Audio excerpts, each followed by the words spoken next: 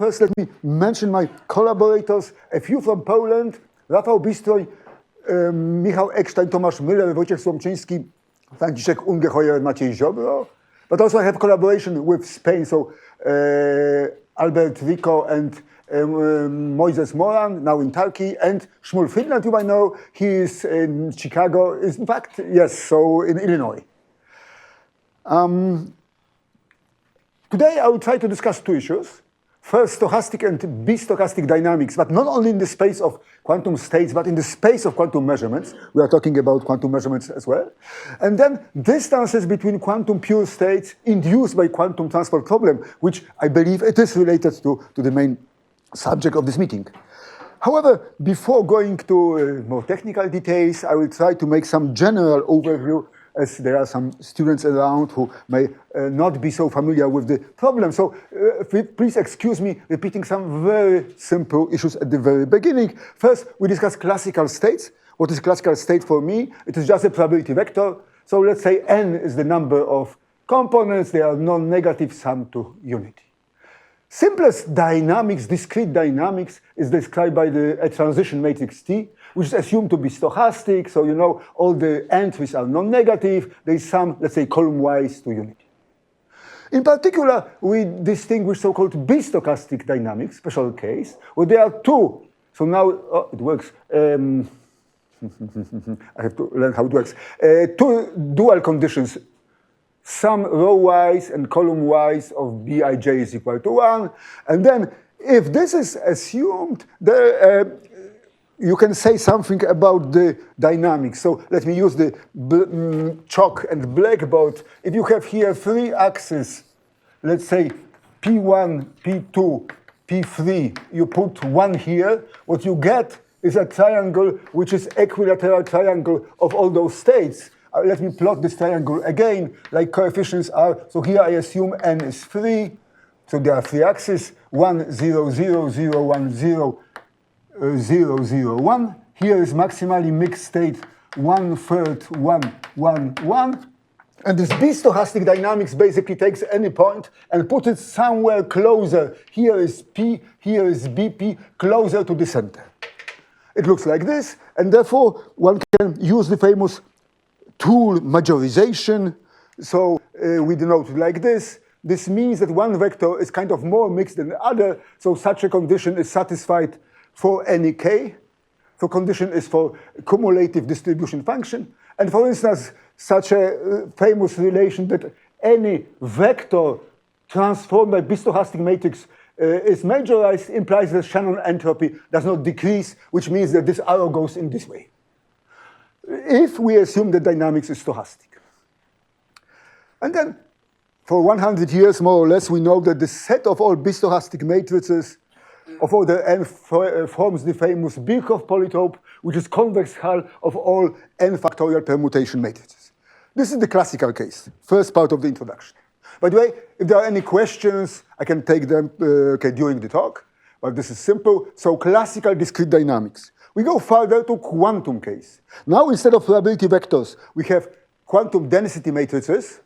So, okay, I do not know well how to operate. No, I think I will use a classical pointer. This is like quantum one, too complicated. So I will prefer to use classical pointer like this. Well, no, so physics is good, but sometimes classical is also important. Sorry? Yeah, exactly. So I can control this point a bit better. So now we have our states, our density matrices. They are Hermitian, positive, normalized traces 1. And now we have discrete quantum dynamics. Everything's very simple. So now psi is our map. It can be decomposed in so-called Krauss form. And to guarantee that the trace is preserved, those Krauss operators satisfy such an identity resolution. This is stochastic dynamics. Now, there is additional condition of unitality. Unitality means that the identity is preserved, and then two of those conditions define bistochastic operations. And bistochastic operations play a similar role. So this was classical. Now let's go, so this is classical. In the case 2, quantum, for now n equal 2, the set of all states It is just the convex hull of the Bloch sphere. So here is the sphere, here is the central point. Central point is identity over 2 in this case. And if we have unitary dynamics, it's nothing else as rotating the Bloch sphere. Rotating, nothing else. If you have quantum operation, there is a rotation plus squeezing. So I will not produce it with the orange, but you can imagine you can squeeze it, but you cannot expand it. There is squeezing, squashing, and rotation. And in this Bloch ball, if I have bistochastic operation, phi b, which acts on rho and gives me rho prime, if here is rho prime will be somewhere closer to the center. You will never go by bistochastic operation from the center outwards, and the similar majorization relation holds. We write it like this. So the image is majorized by the starting point, which basically means that the spectra, lambda means the spectrum, satisfy the classical majorization relation. And of course, this implies that for Neumann entropy of quantum state does not increase, so we go always inside the ball, closer to the center. And for single qubit channel, the set of all these bistochastic maps is just unitarily equivalent to Pauli channels. So Pauli channels is just a convex combination of 3 Pauli matrices and identity. You have a regular tetrahedron. So let me ask, are there any questions? Can I continue? If everything is clear, we will proceed. So I will change gear a little bit. What can you see? 2 gentlemen. They are talking. What they are talking about, how do you think? They are talking about mathematics. They are talking about, you can see they are talking about mathematics. In fact, this is Otto Nikodem and Stefan Banach. Nikodem is here, Banach here, talking at the bench in Planty Garden in Krakow, summer 1916. Look, it was during the First World War. So Banach was studying in Lemberg in Lviv, but then he went back to Krakow, and basically they had nothing better to do. They discussed mathematics at the Planty Garden, and then suddenly there was Hugo Steinhaus. He was already PhD in mathematics. He was passing by, and he was amazed to listen what they were talking about. They were talking about Fréchet integral, which was very modern. Lebesgue integral, which was, or Fréchet, was a very modern French result. And the PhD Steinhaus was amazed that during the war, so close to the front, some young people are discussing mathematics, and basically all his life, Steinhaus considered Banach himself as his greatest discovery, and he helped him to get PhD in Lemberg many years after the First World War. I will return to this story later, and now we go to the novel part. We go now, look, to quantum supermaps. So map state into state. For instance, a map takes this Bloch ball and can squeeze it, for instance, can map it into some part of it. So this is the map, let's say, phi. And now if this is the set of all maps phi, our supermap gamma will send phi into phi prime.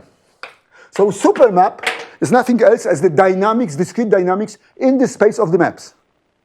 A bit more complicated, but relatively simple idea. And then if a given map is described by the set of M Krauss operators, M can be arbitrary, then acting with gamma on phi, we get phi prime, which is described by another set of operators. In physics, those positive operators, ki, dagger ki, dagger is the same as star here, this is called sometimes an effect.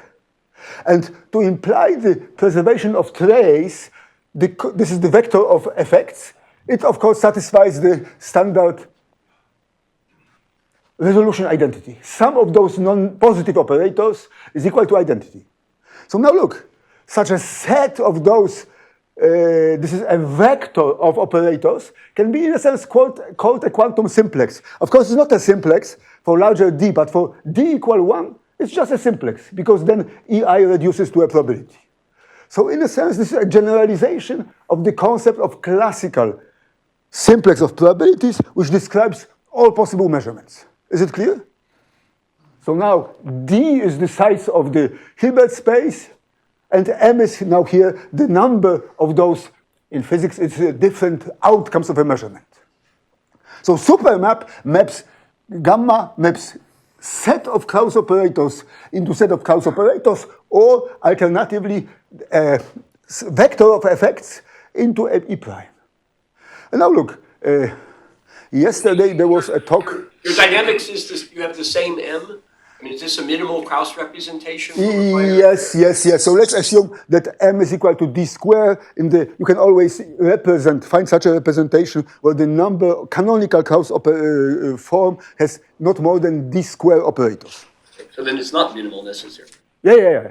Let's assume it's just, we take some technical language, eigenvectors of the Choi matrix. So yesterday, I think, during the first talk, I'm looking around, there was such a square root of something times E times square root of something in your talk, which is similar to this object. Look, we have Tij, we multiply it by square root of, so E is positive, you can take square root.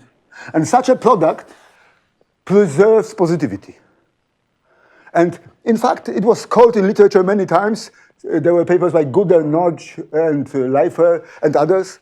And we will denote with the star such a special sequential product.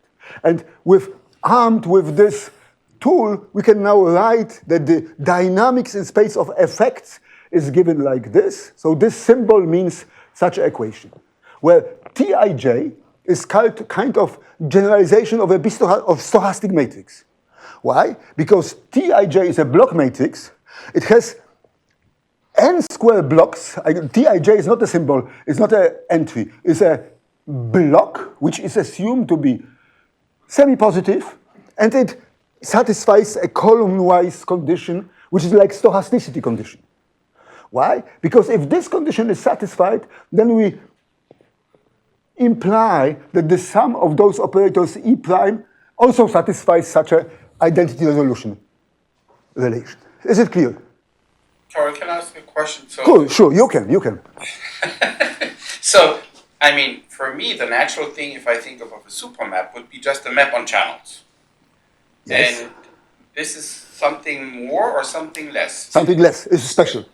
It is, let's Special assume, because yes. you're assuming the knowledge of the Kraus operators. Yes, so in a sense, you are right. So if you have entire space of supermaps, which maps into maps, this is special kind of dynamics in the space of measurement, because we do not care so much about Kraus operators, but only about the products, only about effects. But this is, in a sense, dynamics in the space of this vector of effects, which I will give you the physical interpretation soon, which describes measurement operators. Okay? Also, thank you. M is fixed here, right? So M is fixed, the size. No, I understand. So, okay, look, this is related to this question. So, in principle, you can set M is equal to D squared. But of course, you can have zero components. So, in a sense, it's not, okay, maximal M is fixed, let's say. But it can be, eventually, it can go down, yes? Yes? The equation E prime is equal to something. Yes. Assumes already factorization of the E. So, you're not acting on the E to get E prime, but you select a factorization of E into E square root of E is square root of E. Yes, okay.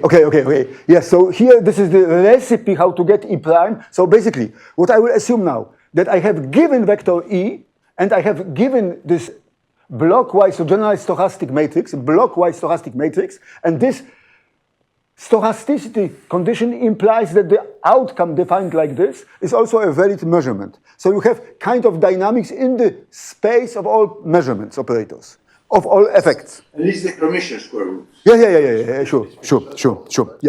Yeah.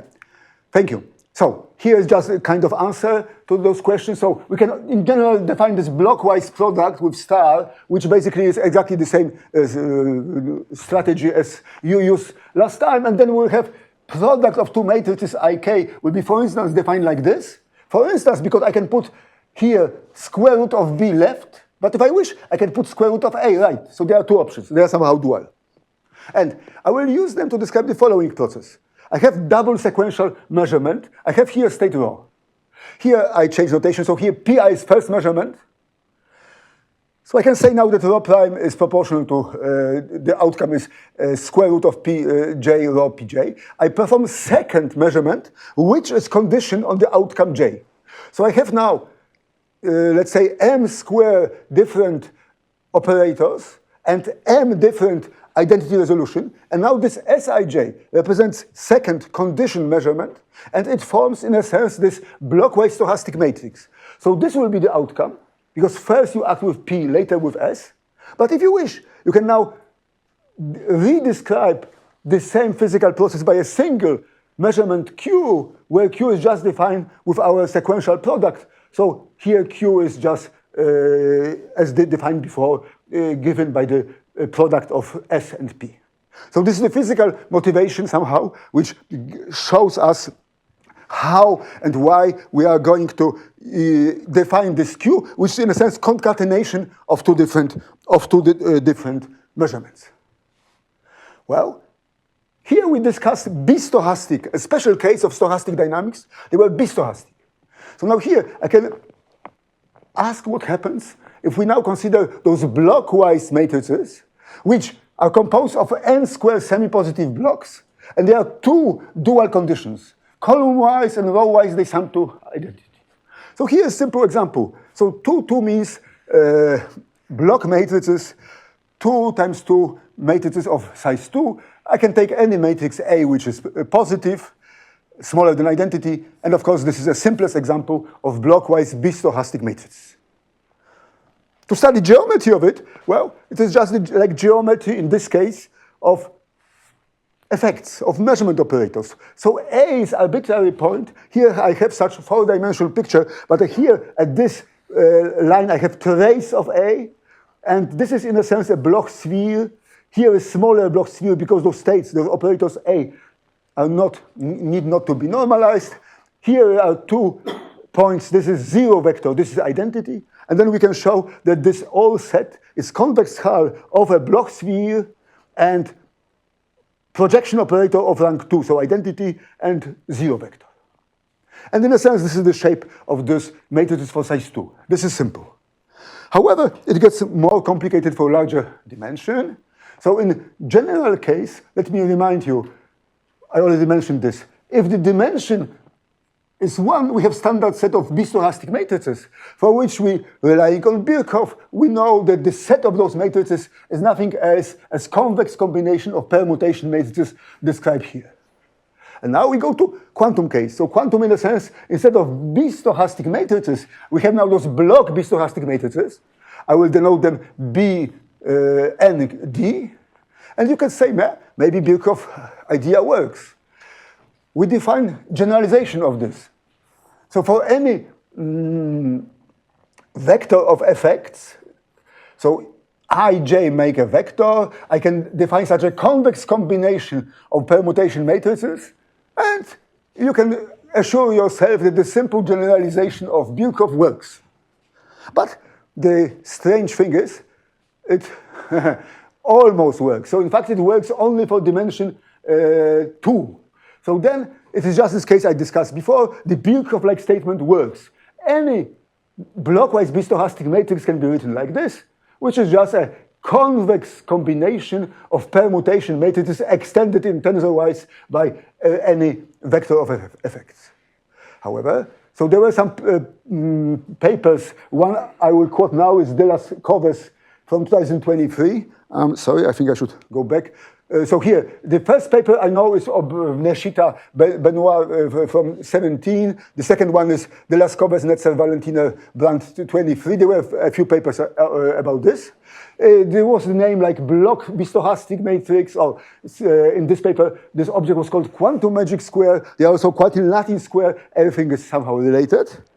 So I use the name blockwise bistochastic matrices to distinguish from a bistochastic matrix with blocks. But this is only a question of name. So in this paper of 2023, it's already a more recent result, they already realized that if you call those matrices semi-classical, because in a sense it's like classical, for n equal 3, there are such objects which are not of this kind. So it means maybe life is more interesting. So the Birkhoff strategy works only for n equal 2. For n equal 3, it does not work. Why? Because here is a cross-section of this set. So our set is now B3, 2. So you have 3 times 3 block matrix with blocks of size 2. And this is the blue is the semi-classical set defined like this, and those authors identified first some objects around, but outside the set. Here is such a cross-section that A is the center, so it's just the identity over 2 everywhere in each block. This is just standard identity of size 6. And C is a very special matrix of size which contains of 9 blocks of rank 1. So we can prove that this matrix is really an extreme point. So the cross-section looks like this. As you see, close to the center, you have the ball of semi-classical. It's somehow related to the ball of separable states along close to identity where entangled states are outside. So in a sense, you see there is some similarity. And what is the catch? The catch is we found one point we can show that it's extreme point, which does not belong to this class. But what is the true situation? We do not know how many or how to describe those extreme points. So we are not aware, we wish to find kind of really generalization of Birkhoff theorem for this case, and this seems to be not easy, so I encourage you to think about it. Anyway, in short, this is still open problem, how to describe the set of those matrices by describing all extremal points. Do you know if you go to somehow a quantum permutation group, this quantum group of Yes. there's any... Well, okay, so I think that in this paper of De las Cuevas, it was already discussed that it's also not so simple to find a good way to finding those extreme points for larger dimensions. Related to the... Okay, I would not say it's not related, but it's not related, as far as I know, in some simple way to explicitly write down all extreme points. So as far as I understand, the problem is still open, even in this case, free to describe all those extreme points. Yes? Looking at the numbers, is the lack of, the failure of that characterization related to the failure that the PPT characterize exactly the separable state? And, Yeah, no, I see the point, but look, this is not exactly the similar problem to PPT and separable, but this is another membership problem, whether a given point in this set can be written in this way or not. And we were not, it's a good question, whether there exists kind of PPT-like criterion for it. Okay, so I don't know. The honest answer is, je ne sais pas. But maybe we will, so how was it? Wir werden wissen, wir müssen wissen. Wer hat das gesagt? Hilbert, yeah? So maybe we will know at some point. I wish you will help me. Okay, and now what we already know. There is another alternative dynamical characterization of the set of bistochastic matrices by Ostrowski, a few years later after Birkhoff. So the theorem of Ostrowski is like this. Any square matrix B of size n with non-negative entries is bistochastic if and only if this majorization relation BP majorized by P holds for any n-point probability vector. You know it is dual to Birkhoff or Hardy-Polya theorem. So we're thinking whether it could be helpful how to generalize it for our case of blockwise vectors. But here, to go to the quantum case, look, of course, all numbers can be compared. We have a vector of probabilities, we know which is better. So in fact, I should write here, the relation concerns ordered vector. We usually sometimes write such a, I will write it here, we use such a vectors arrows like this, which means that P1 is larger than P2, is larger than P3, and so on. Is larger than 0. So this majorization relation concerns ordered vectors, which is simple for numbers. But for matrices, for operators, how to do it? In general, it's not possible. But you can always define such special class of effects of vectors, which we can call sortable, such that, let's say, P1 is larger or equal, which means the difference is positive definite, and so on. But not all vectors will be sortable. And here, a quantum analog of this Ostrowski result is the following. It concerns any size n and d of blockwise bistochastic matrices. So we define those sortable vectors defined in this way, which can be sorted. And we show that a matrix B, which is blockwise, has all positive definite operators, is blockwise bistochastic if the following blockwise majorization relation holds, where this is our sequential product, B star P, which means basically the same for the relation for the, in a sense, it's like sum of operators for any sortable vector. So this is kind of first result. We cannot describe exactly the shape of the set of blockwise bistochastic matrices, nor to point all extreme points, but we have such an analog of the result by Ostrowski. So, in short, in our paper, there is, I will just finish this part by showing there is nice one-to-one correspondence. Maybe the letters are too small, but basically, if here we have classical case, endpoint probability simplex, we have probability vector, stochastic matrices, bistochastic matrices, we have here analog for our set of quantum measurements. So here, the vector is a blockwise probability vector, let's say POVM, of those measurement effect operators. Now we have blockwise stochastic matrices, transformation. Here was standard multiplication. Here's our sequential multiplication. And there are those blockwise bistochastic matrices. And here is the analog of the standard majorization. So if there are no further questions concerning this part, I will come to the second one. But first I will show you such a picture. It's a picture of the Wawel Castle in Krakow, and this is the Vistula River. Well, can you use this picture to formulate any mathematical theorem? So here's a theorem of my friends, Danuta and Krzysztof Ciesielscy. Let me mention this arrow I put here. The theorem they formulated can be stated like this. For any epsilon larger than 0, there exists eta larger than 0, such that with probability 1 minus epsilon, the bench Banach talked to Nikodem in 1916 was localized in eta neighborhood of the rat arrow. So you see a serious mathematical statement. Of course, now those colleagues try to figure out functional relation between eta and epsilon, which is still not clear. So, the second part I will mention, I will go back to the discussion between Banach and Nikodem later on, but now I would like to dedicate this part of the talk to my mentor, late Fritz Haake from Germany. He passed away well before COVID a few years ago, and he wrote a book, Quantum Signatures of Chaos, first edition, second, third, and fourth, with some of my colleagues. And I think it's a very influential book concerning quantum chaos. What is quantum chaos? First, let me ask what is classical chaos. You know very well. You have 2 points in the phase space and they diverge exponentially in time. This is simple. Now, can you use the same idea to define a quantum Lyapunov exponent?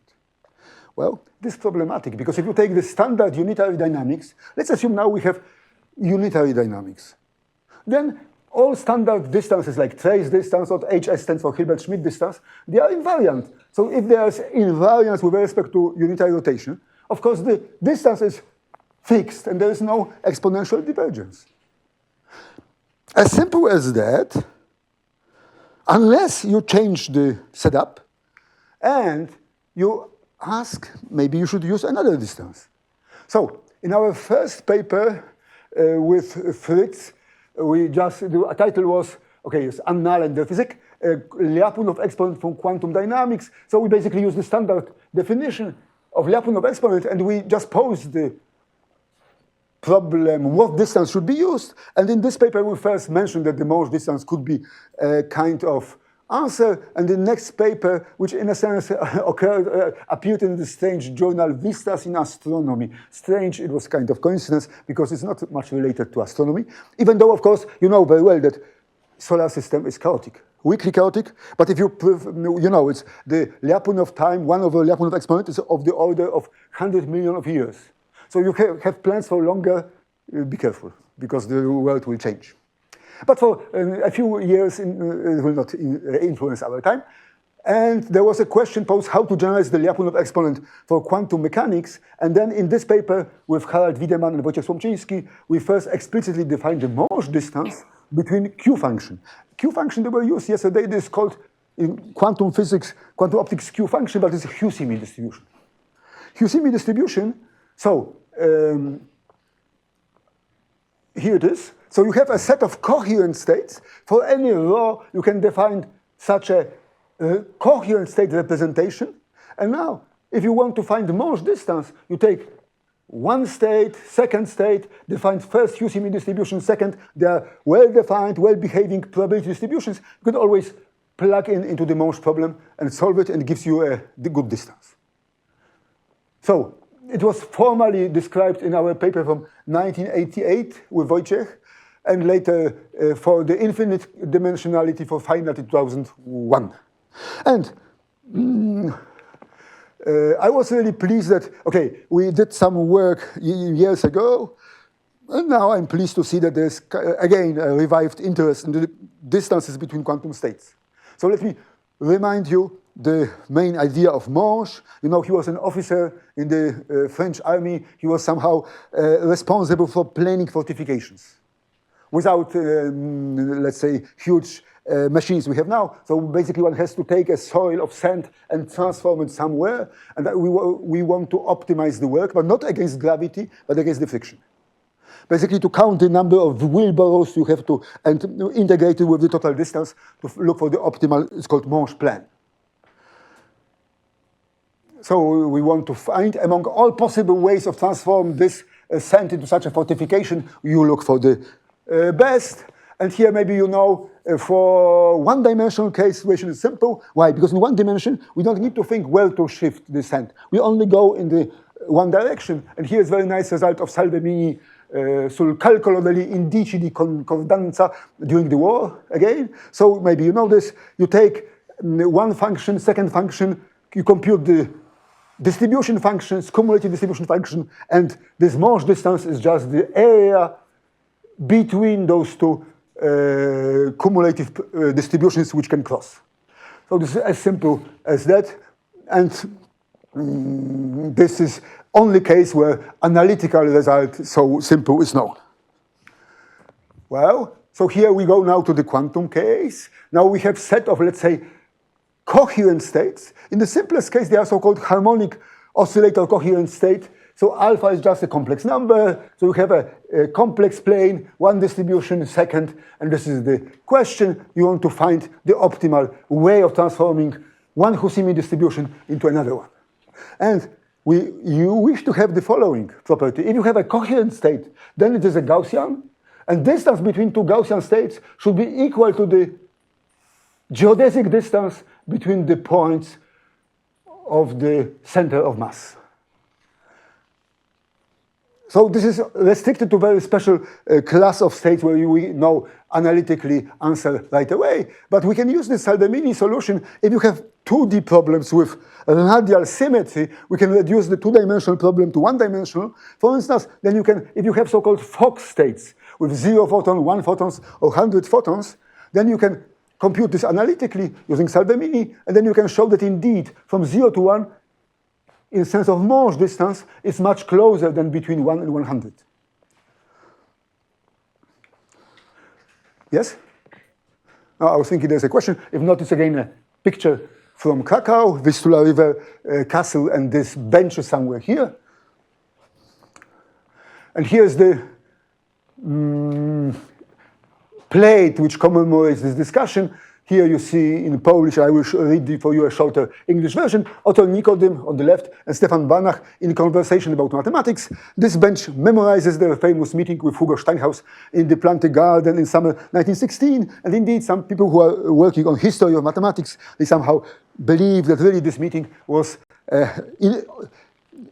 initial stage of forming the later famous mathematics school of Polish School of Mathematics, which was developing especially in Lwów and Warsaw. So, a short, I see how I'm doing with time. No, but I have still like 15 minutes, yes? So I will recall the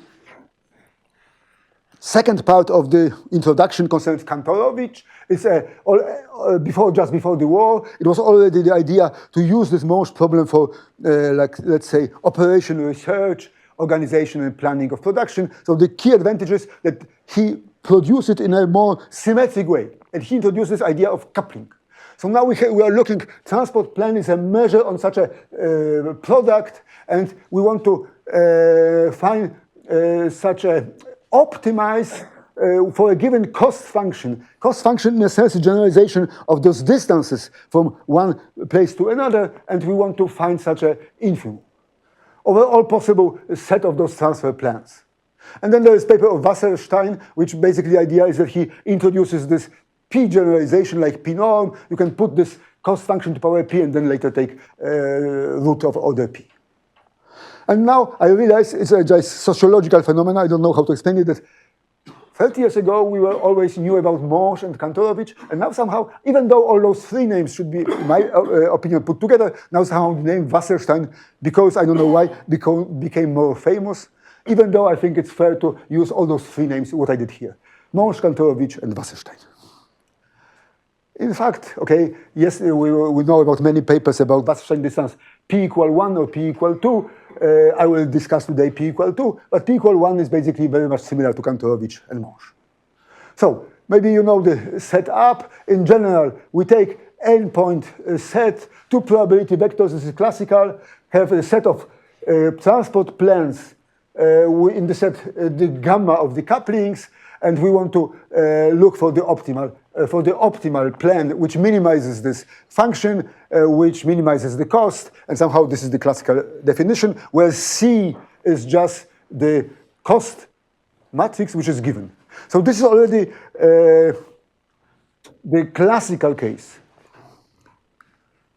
So here is idea of Kantorowicz to have the product of two. You have one distribution of x second. This will be somehow two-dimensional Cartesian product probabilities, and you want to optimize looking under all possible couplings to minimize the quantity. Here is the same for classical probability vectors. This is one simplex, second simplex, this is the larger simplex, and they are such that partial trace, in this case marginals, are satisfy those conditions. And here is the quantum case. So this is the set of density matrices like block ball, another block ball, and this will be a part of all states of extended system such that partial traces agree. And here, well, I'm pleased to mention, so there are several people here at the audience. So I just started with our first papers from previous millennium. And then, okay, I could not put all of those papers. I'm very sorry. So several other papers. If your paper is not here, please apologize. But in our paper, we try to quote more. And here, I'm pleased to see some of you gathered here. So really, for last 10 years, there is a lot of things have been done. So this is just a brief history. Well, I think I have to speed up a little bit. In short, you could say, how to define a reasonable matrix, cost matrix? Because, of course, we want to minimize over all possible states of bipartite system satisfying those partial trace conditions, such a trace, so in a sense, scalar product. But how to select the suitable cost matrix? And in a sense, my simple answer is, well, it's a matter of taste. Well, of taste, of your wish, of your maybe what are the possible applications. And here, in the remaining part of the talk, I will mention some, from my perspective, well-motivated choices of cost matrix. So we will eventually discuss Hamming distance. So I quote here this paper of Palmer, Marvian, Travisan, and Lloyd. And first, our motivation was to find analytically solution, at least for a single qubit, for such a cost matrix, which is related to identity minus swap, which can be called like a coherification of the classical cost matrix. And the same idea was independently explored by other people. Riera is from Barcelona, and many other people. Again, I'm sorry I have not quoted all of you. And the main theorem is that you can define such a quantum transport cost for this chosen cost matrix, and you can show that it's usually, we can show that this WP is a semi-distance. We cannot really show that it's really a distance. The triangle relation is satisfied. Okay, I will skip those bounds between, okay, there are bounds between, between classic standard distances like infidelity or Bour's distance, but we don't need to go into details now. And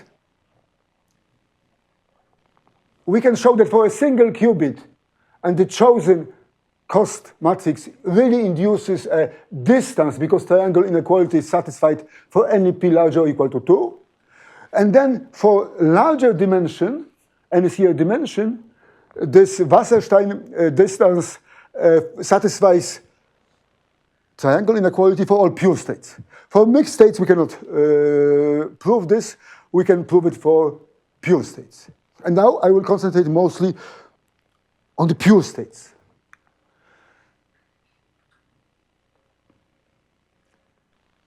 Look, most distance transport problems usually are related to optimizing over the complicated optimization over the set of all possible couplings. However, if you have pure state, the problem becomes trivial. Why? Because there's only a single coupling, there's only a single tensor product matrix which does the job.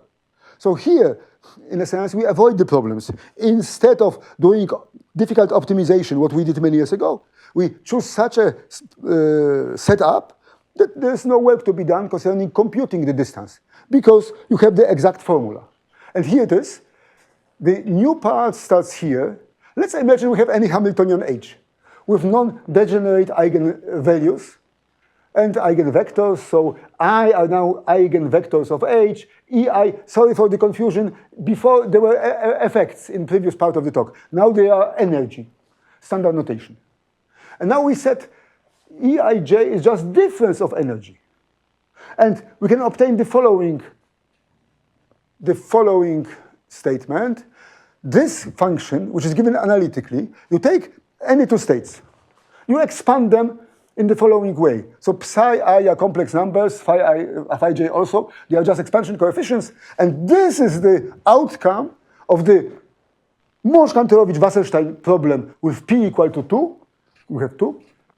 For cost function, which is just given by the difference of energies.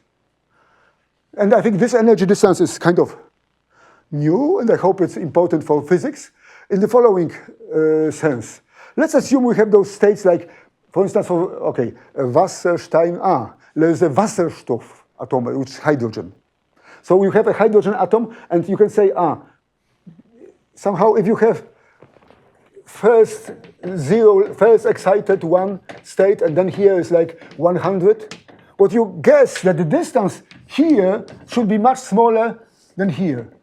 Of course, because they are orthogonal, if you take the standard distances, it's a triangle, equilateral triangle. Here it's not, and we can show that this Wasserstein energy distance satisfies such a relation that distance from 0 to 1 for hydrogen is much smaller than from 1 to 100. So here, in a sense, this Wasserstein distance counts number of photons which have to be absorbed if you want to induce transition from one state to another. So in sense of trace distance, if you take those three states, it is an equilateral triangle, and here, in sense of Wasserstein, it's just a metric line. And the last part is even more general. There is a recent theorem by my colleagues Bistochastic and Miller, which basically say that the same method works for any metric which needs not to be Euclidean.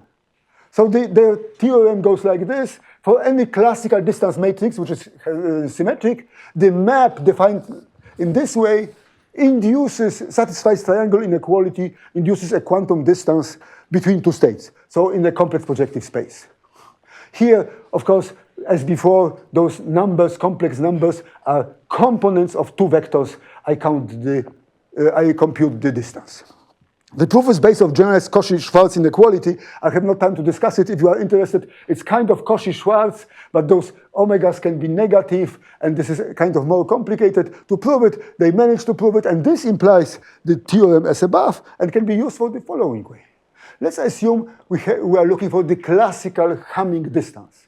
So if you have a string of bits, Hamming distance is just the number of bits which have to be changed. And look, it's not a Euclidean distance, of course. Because if you have a square like 0, 0, 0, 1, 1, 0, 1, 1, so the distance here is 1, 1, 1, 1, but here is 2, and here is 2. So it's not a Euclidean distance.